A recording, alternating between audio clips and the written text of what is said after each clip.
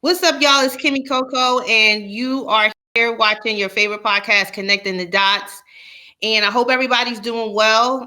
Thank you guys for chiming in and talking to us on our Instagram page. Make sure you follow, share, like CTD underscore ATL on Instagram. We've been talking about a lot of things that we see online, kind of, just exchanging ideas, keeping each other up and informed as usual. Today, I have a special guest, somebody that I have a lot of respect for, somebody I've known for many, many years. And he is in the healthcare field. And I wanted him, he posted something on Facebook the other day, and it really had me thinking. And I was like, I really want him to share his message with you. So, welcome, my friend Ra. Hey, Ra. How you doing? Good. How's it going? He started a group on Facebook called Frontline Heroes Insomnia, and he really wants other we calling them heroes now, and he's going to tell us why he wants us to honor that word that we've created for them. But he wants everybody to kind of have somewhere to go and chop it up. So, Ra, first of all, thank you for what you're doing. Much respect to you for being on the front lines. Some of the states are starting to open up. I think people are getting kind of, exhausted with all the news, and they're kind of like getting cabin fever. So just tell everybody what it is like, what you're experiencing and what you're seeing. I can't even begin to tell people what I'm seeing because if you're not there to see what we seeing, you wouldn't even believe us. I grew up in the hood, in the ghetto, doing all types of things, seeing my friends get killed, just being involved in other things. So I wanted to make a difference. So I decided to get into the medical field and go to school and better myself. And the things I seen growing up as a kid, teenager, young adult, wilding, it has no comparison to what I'm seeing right now. I ain't never seen this many people just pass away in numerous amount of numbers so quickly. So I created this group on Facebook um, to bring all the frontline people together, meaning healthcare workers, no matter what your job is, no matter if you're a CEO, all the way down to environmental services. Once you walk through that door, you expose, so you're on the front line. Police officers, EMT, EMS, paramedics, firemen, everybody's on the front line that's dealing with this. So I figure instead of waiting until this is all over and see who's still here, and then we all need counseling, why not create something that we all could come into and talk and spare and bring all our experiences together and help each other in real time why it's going on. And I found out that a lot of us can't even sleep at night. So we up 2, 3, 4, 5 in the morning talking or while we getting ready for work. So it's just a way to help each other. And I'm finding it to be real therapeutic right now for everyone. So if you out there and you're on the front line, find this group and join it. But as far as what I'm seeing up here, it's crazy that I see on the news they giving you half the stories or they are dumbing it down. They're not telling you the real. They're making y'all think this is on a decline when I can't see that. Is more people dying than being released from these hospitals or dying in their homes than being able to go to a hospital because it's so contaminated. You don't even want to come into a hospital for anything else that you may be sick from because you might run the risk of being contaminated. So it's a crazy situation that some of these governors want to open up the state back because people getting crazy and getting cabin fever and they don't want to be in the house. And as you see, and I created the thing on Facebook where I did a split screen of myself being home and then myself being at work, all geared up in a PPE suit. And I asked, this is you, this is us. Do you want to change places? I understand you bored at home, but you're living. You're not exposed. You're around your loved ones. You get to move around, cook, go to the bathroom, do all the things you want and still be alive. You call us heroes. But I have a problem now with that word of really being called a hero when you want to open back up the government. You want to be able to go to a barbershop, the hair salons, get your nails done. So you want to go to these places and run the risk of getting exposed and come into the hospital to keep us in those PPE suits longer. We in there 8, 9, 10, 12 hours a day, sweating, not being able to eat, being away from our family, running the risk of being exposed, coming home, exposing our families because you want to go get your hair done or you want to go out to the beach. Like, come on, people.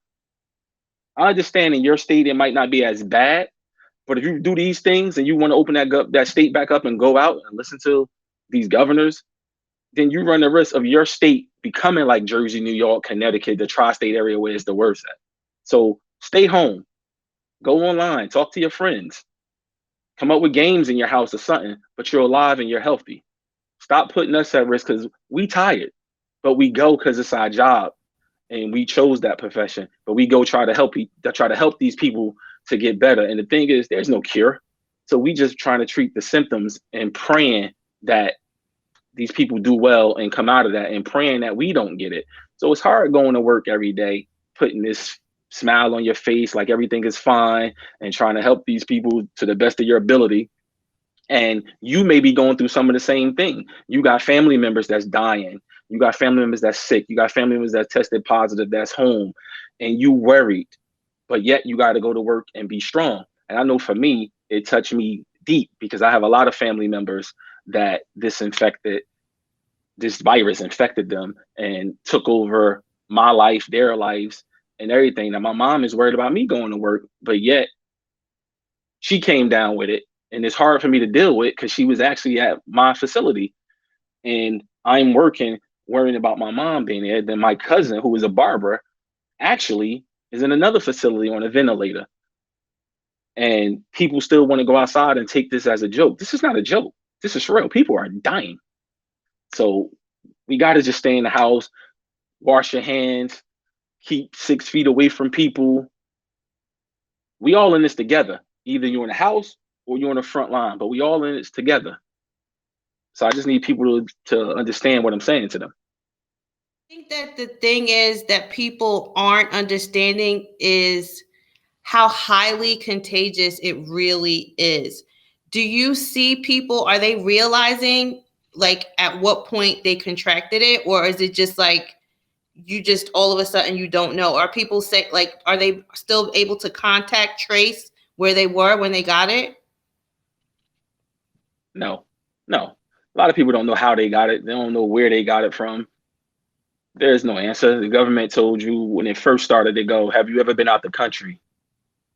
Some people have, some people haven't. Have you been around somebody been out the country? Some people ain't been out the country, ain't been around nobody out the country, and still coming up testing positive with it. We had a lady in this state of New Jersey that was reported on the news quarantine herself in a house for over a month, but then she decided to go out and get her mail from the mailbox, and all of a sudden she got sick and came down with it. The only place she'd been was the mailbox in her house. So then you saying they come from a package. So at the end of the day, I'm not one of the experts, but I don't think they know how you get it. So if you don't know that, stay away from everybody, stay in the house until somebody can figure this out. Because truth is, don't nobody know how you get it. How can all these experts on TV and on the news you hear have all these answers and say you get it this way and do this and do that and the heat kills it, but we seeing in other countries or in other states where it's super hot, people are coming down with it. So it's hard for me to believe the heat kill it when people coming in India and all across the world where it's like over 100 and something degrees every day, it's still coming down with it. So when something as new as this, they don't have the answer because they don't know. That's why if you look up on the CDC website, every hour, every day, something changes because it's new to them and they're trying to figure it out. So until they can figure it out to really help us, we got to do what's best for us, which is staying in the house, staying away from everybody, washing your hands, don't touch your face, don't touch your nose. If you have to go out to get groceries and you got a mask on, also wear glasses. It's droplets. You don't want that stuff to fly in your eye or anything. So you got to protect yourself. The whole family ain't got to go out. You don't got to go take a walk in the park. Stay home. That's the safest place to be right now. Yeah. So I know like in New Jersey and in New York, there's other states because of HIPAA regulations, they're not showing. But up there, they're actually showing geographically on the map where the hot spots are. Absolutely, they are. And I think they basing that on when people do get tested, the amount of people from a certain area that testing positive, they're calling them hot spots. So they're telling people in those spots to definitely stay in the house, don't come out, self quarantine. But overall, all these states up here is a hot spot compared to every other state. So if you don't want your state to become a hot spot, everybody should stay in the house and So, you know, stay safe. Georgia is reopening barbershops, movie theaters. Tomorrow, they're opening up restaurants. You can go sit and dine in. Which I think is the craziest thing in the world when I look at that. I saw that on the news that the governor wanted to open back up Georgia. Why? Is this about revenue or is this about saving lives? Because if it's about saving lives, you shouldn't be trying to rush to open up a state, open up a restaurant. You want to sit down. Tell me this. You go to a restaurant, you touch the menus, you touch the salt and pepper shakers. Those are the most dirtiest things. You know how many people come through there a day and touch these things and they ain't being sanitized? You run the risk of getting germs. So why would you want to do that? They can open up the states, but it's up to you to go out. So you got to protect yourself by staying in the house. Be like, nah, I give up. I ain't going out there. I cook my own food. You want to get a haircut? I ain't have a haircut in about 2 months. I bought some clippers I had in the house. I just shaved my head bald. It'll grow back. So you want your barber standing up over you or your beautician standing up over you, touching your hair, touching your face. You don't know if they sick or not. If they cough over you, it's gonna come down on you, so you liable to get it.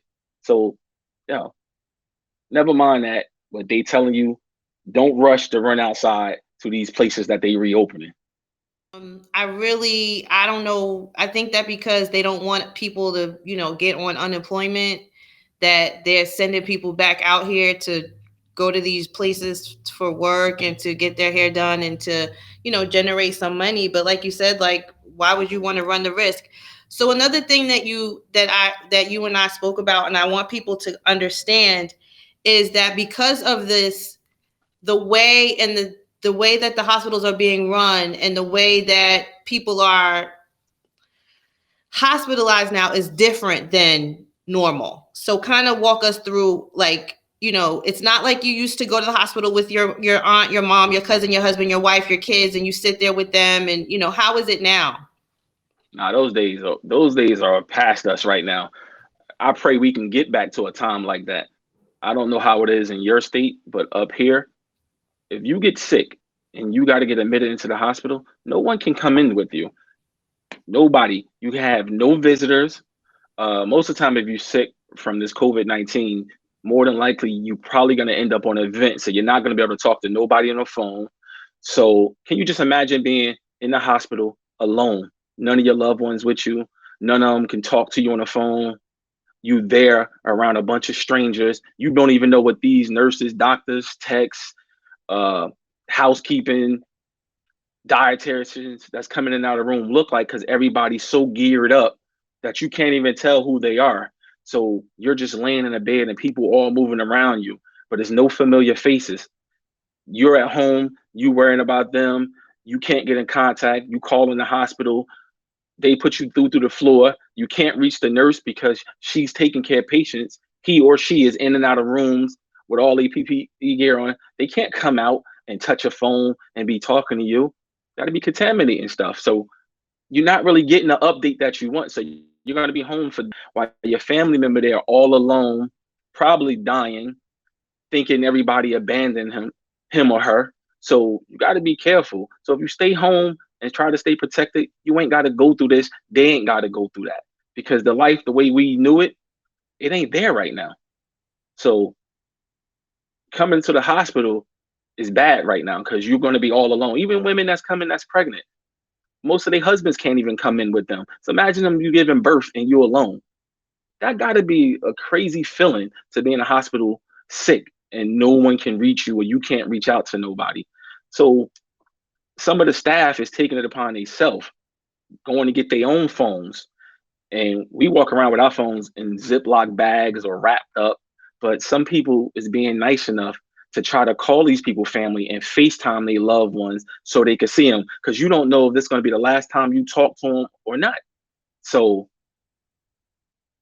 you just got to do the right thing and stay home and protect yourself, because you're making our job difficult for us, because we want to be home with our families too, but we signed up for something. And I know for me, I love helping people. It's a feeling you get that's unreplaceable when a person can say thank you, but they need to live to be able to tell you thank you. So when you want to run out to all these places they reopening, come on, you're gonna either get yourself sick or get somebody else sick to keep us at work and put us more at risk. So don't call me a hero if you're gonna turn around and stab me in the back because you want to run out to the barbershop or you want to run out to do this and get people sick or either get yourself sick and end up in one of our facilities. So if you have to do something like we all have to go to the grocery store, we all have to I don't know, really that to me should be about it. So what do you think we should do? Just go into the store. How do we protect ourselves? What do you think is the best way? Do you think we should be just doing delivery? Like what I do mean, we? but I don't know how your state run. Every state is different as far as either the grocery store. Some of them got deliveries, some of them will in and they'll do your shopping for you and you come pick it up. But at this particular point, you don't know how anybody get it. You don't know if the person that's picking your food is contagious right now. So if you got to go out, it doesn't take the whole family, everybody in your house to go to the store. I would suggest one person go. Make sure you wear a mask. Make sure you wear some glasses. Cover yourself good. Take some gloves when you go. Keep your 6 feet distance from everybody. Try to use a credit card or some type of form of payment so you don't have to deal with cash because cash is very dirty. It changed so much hands. So go by yourself, get all your groceries, try to get enough if you can afford it that can last you for a minute so you don't have to run to the store every day or every other day to keep exposing yourself. Soon as you get home, stop at the door. Take everything off at the door. Your groceries, leave it at the door. If you got any type of sanitary wipes, clean everything down. Wipe everything down and let it sit out to dry for a minute. The bags that you put them in from the supermarket, trash them. Throw them in the trash. And I think that's the best way to try to be safe from stuff. Even if you go to the mailbox, wipe your mail off, put it in a plastic bag or something that you got in the house that you know was clean, and let it sit for a day or two so the virus can die in the bag if it's on something. Right. And then what's the process? Do you have to cover every So for area of me, your body? as soon as I pull up at my job in the car, I put my mask, I put my mask on my face and some goggles. I go in, I go straight to my locker. As soon as I get in the locker room, I suit all the way up. I don't even wear my clothes in. I wear like some paper scrubs we got into the building, dispose them, put on regular scrubs. Then I put the whole PPE suit on. Everything is on, and I'm suited and booted for the rest of the day. We hot, sweaty, everything. When I leave at the end of the day, I break down, scrub out, change scrubs, put a different pair of scrubs on that's clean. Leave the building. When I get to the parking deck garage, I change right there into a whole nother pair of paper scrubs to go home. When I get to my door, I take everything off, which is paper scrubs. So we rip them off. Everything goes to the trash, except my boxes, throw them in a bag to be washed. I run right to the shower and shower. And even with doing everything I do to be as careful as I try to be, doesn't mean we ain't gonna come down with it. If it's gonna happen, it's gonna happen. But you got to do everything possible to try to remain safe as you possibly can. So another thing that we are hearing out here is the number of Black people that get it. And what are you seeing? I mean, I know you can't really gauge from, just general eye contact with people, but where we're from, New Jersey is a relatively small place. So there's a chance that, no matter where you're from, you're going to end up at one of these hospitals that's not necessarily in your area. So you're saying people, and we both know people that have gotten it personally, but because the numbers aren't as drastic down here in Georgia, you might not know someone personally that has it, so it's like not really affecting you. So are you seeing like familiar faces? Like it's gotten to the point where it's affected so many people that you're seeing a lot of Black people, a lot of people Is it getting like that? It's been like that. Like I said, I have. If you want me to be honest with you, my mom is fighting for her life with it. My cousin died 3 weeks ago in another hospital. My other cousin is on a vent in another hospital.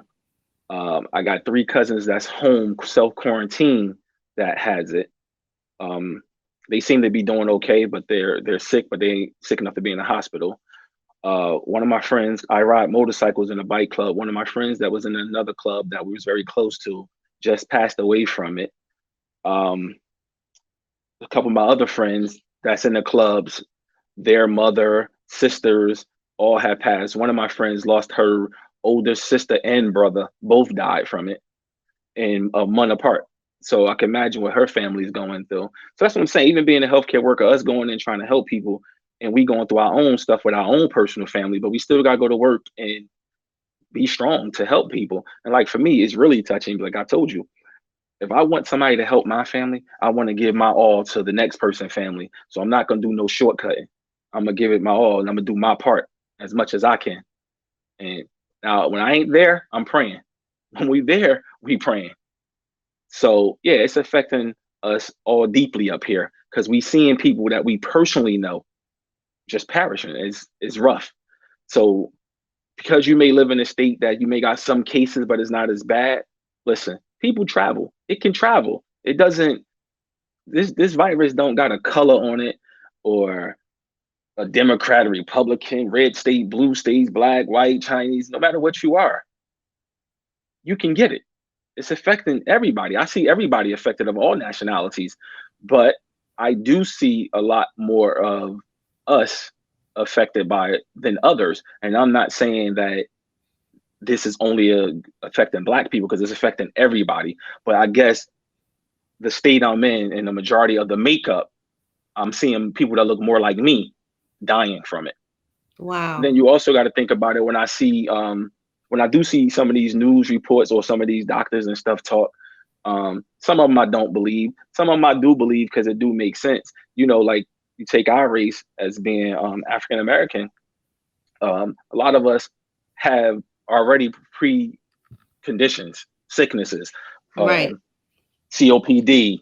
You might got COPD. You might got high blood pressure, um, diabetics. So when you already got preconditions like that, pre-existing conditions, and then you contract this virus, that's what it's attacking. It's attacking your lungs. And for instance, my mother has COPD and she's a diabetic, and it attacks your lungs. So the likelihood of her just super duper being getting better overnight is just not going to happen.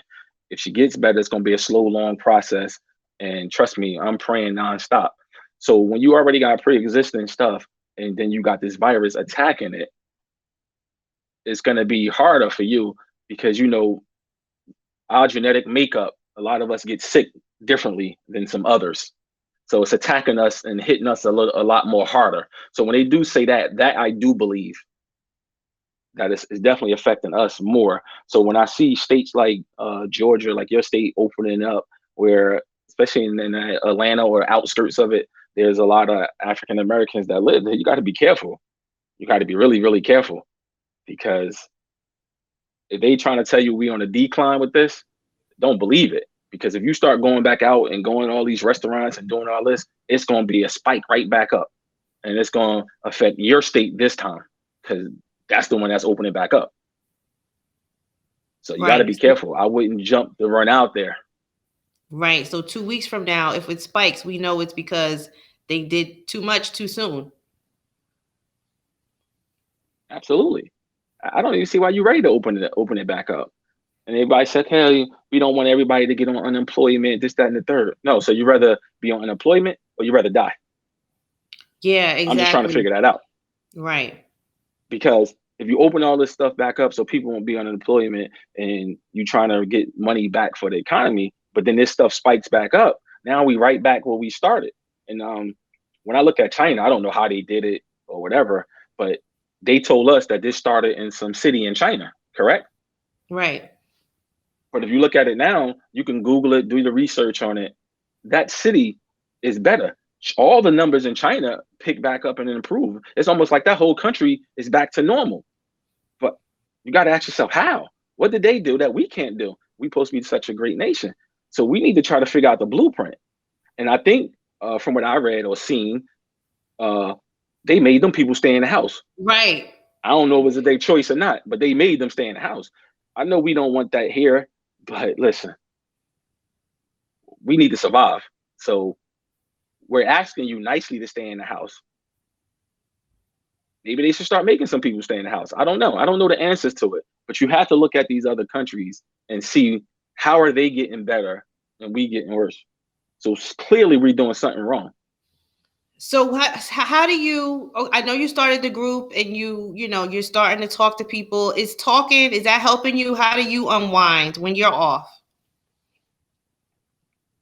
Um, the group helped me, and it don't even got to be when I'm off. It might be a lot of times I can't sleep because I don't know. It affects you. Like you seeing death all around you constantly. If a person said it don't affect them, then that's something's wrong with them because it's gonna affect you. So I just realized by starting this group and talking to other people, and it ain't just people it's people of all races that's on this front line from all over the world that's joining the group and just talking or telling their stories. It helped because you realize, wow, oh, they can't sleep neither. So it ain't just me. I thought it was just me. Oh, they going through it too. Oh, so in their facility or their nursing home or their hospital or on a front line when they go to these people's house and get called, they seeing this stuff too. It's affecting them as well. It helps you cope with it a lot better because you know you ain't the only one going with this. And I think by talking to somebody else that's going with it and y'all going back and forth with the dialogue, either on the page openly or y'all stop messing with each other on the side or switch numbers and call, it helps. And it's helping during real time. So I think a lot of people is appreciative. A lot of people a lot of people message me on the side and be like, "Yo, I appreciate you starting that group. It's helping me because I was going through a lot and I didn't realize how many other people was going through it." And in time, if they ready to open up and just write it out on the wall so everybody can see it, or they do it with somebody they think they could connect with, as long as it's helping. And that was the whole idea behind it. It ain't got nothing to do with wanting kudos or be a hero or nothing. We just need to get through this and we all in it together. So we need to try to help each other the best way we can. So true, so true, so true. Thank you so much, brother. Oh my God. I am praying that your mom pulls through and your family members, and also for your protection and also for your mental health. And I show the page. I don't know if it's on the screen. I think it's on the screen. So if you're a healthcare worker or a medical professional or you're on the front lines, hopefully there's going to be some people that are mental health experts that join in the group and kind of, talk to y'all, and but just me and everyone else out here, join the group if you want to send Ra a message, or if you just want to say something or do something nice for one of the frontline heroes. Definitely check out the group. Heroes, what's the name of the group again? Tell us how to get it on Facebook. Just look at up in the group Frontline Heroes Insomnia, people that just can't sleep at night. And it's a 24-hour group, so it doesn't matter what time you want to go. Just request to join the group. There are some questions you got to answer. Just basically answer the questions and read the rules, and we'll accept you in the group. Because it's a private group because we don't want just anybody in there playing around or joking. Because this is serious. This is serious. This is like soldiers coming home from war and they messed up in the head and they need to talk to somebody. So that's what we're doing for each other. So if you want to be a part of it and you're on the front line and you going through something, you ain't alone. So look us up and join in. And I also want to say, especially the people in Georgia, I definitely want to say, if you look at me, I look like you. I don't look no different. You probably won't even think I'm in a medical field or whatever. So don't think it can't happen to you because every day I'm seeing people that look like you dying, getting sick, wanting somebody to help them. So stop thinking this ain't happening to you because it ain't as bad down there yet. Because it can come. So do the right thing, stay in the house, protect your loved ones, protect yourself, and wash your hands and keep your distance. And may God bless us all. And get a little rest before you have to go back to work. And I will Yeah, be I'm back seeing in you. there first thing in the morning. Oh my gosh. Well, like I said, I pray for your protection. I will be seeing you on Facebook. Thank you for talking to us. And I hope everybody joins the group. But I will be seeing you soon, online at least. And hopefully when this is all over and when I get back to New Jersey, we'll go and I'll meet your family and we'll sit down Yeah, and well, laugh actually, when about it's all of this.